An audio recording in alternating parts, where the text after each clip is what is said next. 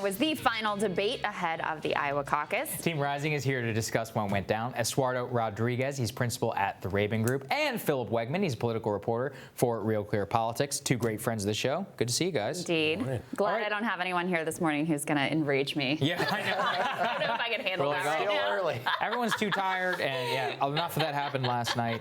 Phil, who won, who lost? What did you think about last night? I think that the short-term winner might have been Elizabeth Warren, because what she did is she twisted the knife and then turned the night into a girl power referendum. But that was in the short term. The pundits are going to say that she did a good job. She's going to get a media boost out of this. But I don't think that she's going to convince any Bernie Sanders voter to cross the line and switch to vote for her after that type of backstabbing. I think long-term, this was not a positive. Yeah, I mean, she's going to get... That's my view, too. I mean, we've seen these sort of... I mean, this was like an identity politics play, like to play this sort of like victim card about a private conversation that happened years ago that's irrelevant to most voters' lives. And I think, look, she's had this halo around her as like this unity candidate. She's kind of above the fray. She has this like go-get-em attitude, et cetera. This was a very different, very ugly side of her. She still tried. She said, he said what he said, but let's move on. She wouldn't shake his hand above afterwards. that. Yeah, above that. Your team's the one who put it out there. It was a bit ridiculous considering where Bernie is. Perhaps against Biden because of all the stories,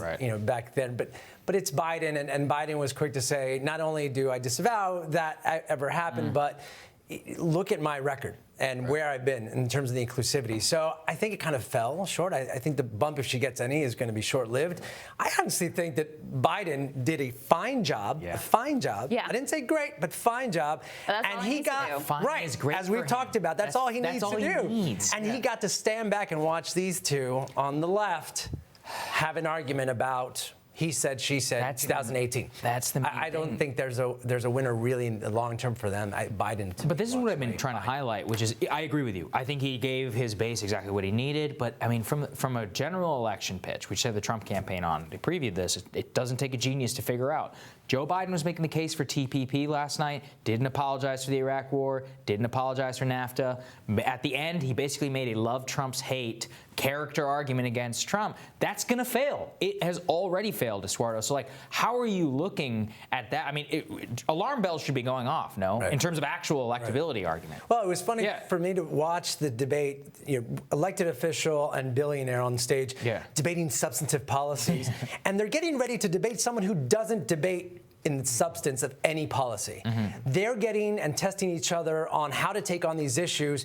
And the Trump base is all about Donald Trump saying we're going to be the best and we're going to win on trade and we're going to win in the war and we're going to get the terrorists. And that's his message. How do you fight against someone who doesn't have to be an intellect on any of these issues or demonstrate where the success or failures have been in detail? He can just say, we're going to be the best, and look how great the economy is, and that's it. And so I think there's going to have to be a different game. That's the main thing, is when you have baggage, that's what Biden shows, right, Phil, is that he's still out there shilling for TPP, despite the fact that, I mean, Hillary had to walk that back in 2015. I don't understand how he continued to do these things, especially if he is the presumed Democratic frontrunner. Well, it's working for him because the alternatives are not necessarily attractive. I think that what was really interesting is that Joe Biden's answer last night on the foreign policy question was that he believed two presidents. First, he believed George W. Bush, and he believed Barack Obama. And that was sufficient, because good enough, sort of this mediocre, middling, that is enough for him to remain,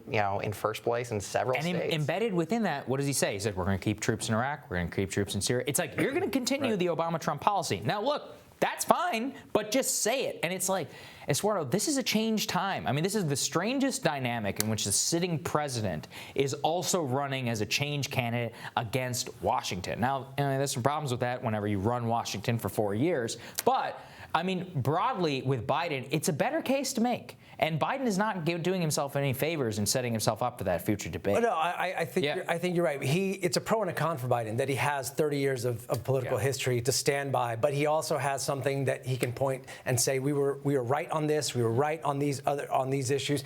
And Donald Trump only has these 4 years. I mean, honestly, he's a billionaire who has an ego so huge that he thought I could run this country with my eyes closed. And here we are. But these 4 years have also had a lot of failure for him.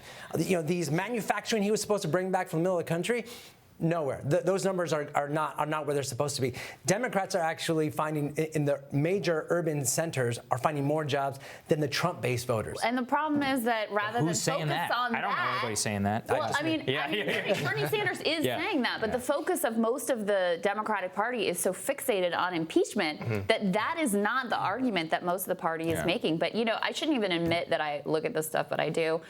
So Liza last night was saying that Mayor Pete was one of the winners of the debate. I mean, does anyone what? To me, it was fine, but I felt like he was sort of irrelevant, and he's in a position where he needs to make something happen. Biden can be ahead fine. of Mayor Pete has got to be better than fine. So, did you see him as a winner? No, look, this was a performance. No, not at all. Look, this was a debate that was supposed to be about foreign policy, where he shines, and he gave a good answer when he sort of personalized his experience to foreign policy, talking about some of the fellow troops that were going to war, saying goodbye to their children. It was a very personal moment. But then I found myself wondering where he was. Pete Buttigieg sort of disappeared from the stage. Yeah. And if he's supposed to be a real candidate who can really make it, that's not something that can happen. And at moments like those, I'm reminded, Pete Buttigieg has never won a statewide race. And here's the other thing. I mean, if Warren, I agree she may get a sugar high off of all the media love of her girl power moment, et cetera, et cetera. If she does, it's not coming out of Bernie voters. Not a single Bernie voter is ever leaving him now. Sure. It will come out of Pete, actually. Absolutely. I think people are going to be reminded as we get closer through this primary season that Mayor Pete won with 10,000 votes in a small town. And again, if we want to look at sexism here, would a female mayor of a small town make it this far? I don't think so at all. I think he's got this media following that really lifted him up, and now he's going to have to prove it. The other person I thought was a surprise every time the camera hit him was Steyer. I didn't realize. I would be focused, and then Steyer would pop up, and I was like, "Oh yeah, I totally forgot about him." But him and Mayor Pete were the same. He did a pretty good job. But I just don't think he factors in for the long game. All right, well, you've given us a perfect segue because we want to talk about the billionaires next. So stick with us. We'll have more right after this.